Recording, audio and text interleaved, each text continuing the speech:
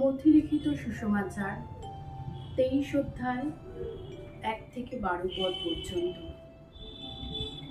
ফরিসীদের ও অধ্যাপকদের প্রতি যিশুর অনুযোগ।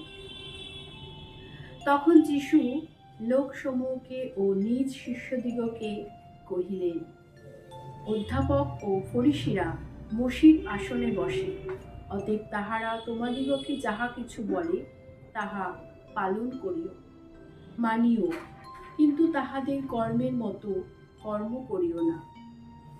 কেননা তাহারা বলে কিন্তু করে না। তাহারা ভারী দুর্বহ বোঝা বাঁধিয়া লোকদের কাঁধে পাইয়া দেয়, কিন্তু আপনারা অঙ্গুলি দিয়াও তাহা সরাইতে চায় না। তাহারা লোককে দেখাইবার জন্যই তাহাদের সমস্ত কর্ম করে।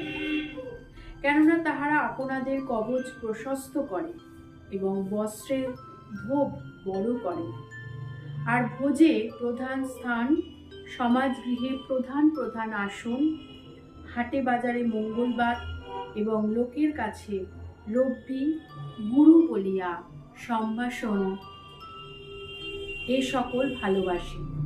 কিন্তু তোমরা রব্বি বলিয়া সম্ভাষিত হইও না, কারণ তোমাদের গুরু একজন এবং তোমরা সকলে ভ্রাতা।